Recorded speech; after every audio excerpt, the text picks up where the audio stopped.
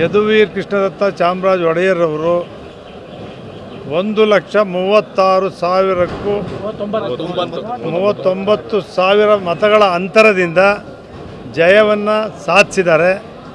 ಜಯವನ್ನು ಸಾಧಿಸಲಿಕ್ಕೆ ಈ ಚುನಾವಣೆಯಲ್ಲಿ ದುಡಿದಿರ್ತಕ್ಕಂಥ ಎಲ್ಲ JDS ಭಾರತೀಯ ಜನತಾ ಪಕ್ಷದ ಕಾರ್ಯಕರ್ತರು, ಮುಖಂಡರು, ಅಧ್ಯಕ್ಷರುಗಳು, ಪದಾಧಿಕಾರಿಗಳು, ಶಾಸಕರುಗಳು, ಮಾಜಿ ಶಾಸಕರುಗಳು, ನಮ್ಮ ರಾಜ್ಯದ ನಾಯಕರಾಗಿರ್ತಕ್ಕಂಥ HD ಕುಮಾರಸ್ವಾಮಿ ಅವರು, ದೇವೇಗೌಡರು, ಯಡಿಯೂರಪ್ಪನವರು, ವಿಜಯೇಂದ್ರ ಅವರು, ನರೇಂದ್ರ ಮೋದಿಯವರು, ಅಮಿತ್ ಶಾ ಅವರು, JP ನಡ್ಡಾ ಅವರು, ಅವರೆಲ್ಲರಿಗೂ ಕೂಡ ನಾವು JDS ಕೋರ್ ಕಮಿಟಿ ಅಧ್ಯಕ್ಷನಾಗಿ ಅವರಿಗೆ ಧನ್ಯವಾದಗಳನ್ನು, ಮತದಾರರಿಗೆ ಕೃತಜ್ಞತೆಗಳನ್ನು ನಾನು ಸಲ್ಲಿಸ್ತೇನೆ.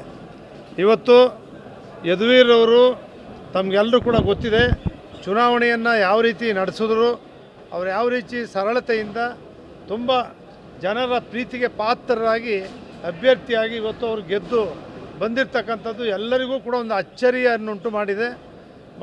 ಮಹಾರಾಜರಾಗಿದ್ದರು, ಹೆಂಗೆ ಬರ್ತಾರೆ, ಯಾರನ್ನು ಮಾತಾಡ್ತಾರೆ, ಏನು ಅಂತಕ್ಕಂಥ ಸರಳವಾಗಿ ಸಾಮಾನ್ಯ ಜೊತೆ ಸೇರ್ತಾರ ಬೆರೀತಾರ ಅಂತಕ್ಕಂಥ ಭಾವನೆ ಏನಿತ್ತು ಅದೆಲ್ಲವನ್ನು ಕೂಡ ಚುನಾವಣೆಯಲ್ಲೇ ದೂರ ಮಾಡಿದ್ದಾರೆ.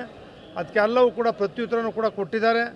ಇವತ್ತು ಇಡೀ ದೇಶದಲ್ಲಿ ನಮ್ಮ ಭಾರತೀಯ ಜನತಾ ಪಕ್ಷಕ್ಕೆ ನರೇಂದ್ರ ಮೋದಿ ಅವರಿಗೆ ಸಾಕಷ್ಟು ಏನು ಉತ್ತರ ಪ್ರದೇಶ, ರಾಜಸ್ಥಾನ, ಮಹಾರಾಷ್ಟ್ರಗಳಲ್ಲಿ BJPಯ ಭದ್ರಕೋಟೆ ಇತ್ತು, ಸ್ವಲ್ಪ ಅದು ಕಡಿಮೆ ಆಗಿದೆ.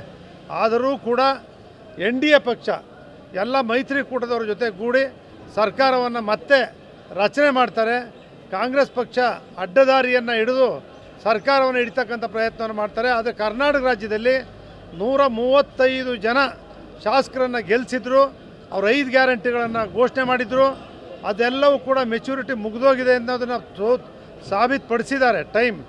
ಇವತ್ತು ಲೋಕಸಭಾ ಚುನಾವಣೆಯಲ್ಲಿ ನಿಮ್ದು ಯಾವುದೇ 5 ಗ್ಯಾರಂಟಿಗಳು, ಅವ್ರು ಯಾವ 1 ಲಕ್ಷ ರೂಪಾಯಿ ಬಾಂಡು ಪ್ರತಿ ಮನೆಗೆ 1 ಲಕ್ಷ ರೂಪಾಯಿ ಪ್ರತಿ ವರ್ಷ ಕೊಡ್ತೀವಿ ಅಂತ ಕೊಟ್ಟಿರ್ತಕ್ಕಂಥ ಬಾಂಡು 3 ತಿಂಗಳು 4 ತಿಂಗಳು 2 ಸಾವಿರ ಕೊಡದೇ ಇರ್ತಕ್ಕಂಥದ್ದನ್ನು ಚುನಾವಣೆ ಸಂದರ್ಭದಲ್ಲಿ ಕೊಟ್ಟು ಏನೆಲ್ಲ ಪ್ರಯತ್ನ ಮಾಡಿದರೂ ಕೂಡ ಕರ್ನಾಟಕ ರಾಜ್ಯದ ಜನತೆ ಮೈತ್ರಿ ಪಕ್ಷವನ್ನು, NDA ಪಕ್ಷವನ್ನು, JDS ಮತ್ತು ಭಾರತೀಯ ಜನತಾ ಪಕ್ಷವನ್ನು, ಅದರಲ್ಲೂ HD ಕುಮಾರಸ್ವಾಮಿ ಮುಖ್ಯಮಂತ್ರಿಯನ್ನು ಮಂಡ್ಯದಲ್ಲಿ ಅತ್ಯಂತ ಹೆಚ್ಚಿನ ಮತಗಳಿಂದ ಗೆಲ್ಲಿಸಿ ಇವತ್ತು ಕಾಂಗ್ರೆಸ್ ಪಕ್ಷಕ್ಕೆ ತಕ್ಕ ಪಾಠವನ್ನು ಕಲಿಸಿದ್ದಾರೆ.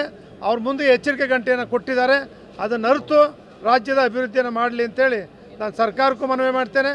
ಜನತೆಗೂ ಕೂಡ ಶುಭಾಶಯಗಳು, ಧನ್ಯವಾದಗಳು, ಕೃತಜ್ಞತೆಗಳು.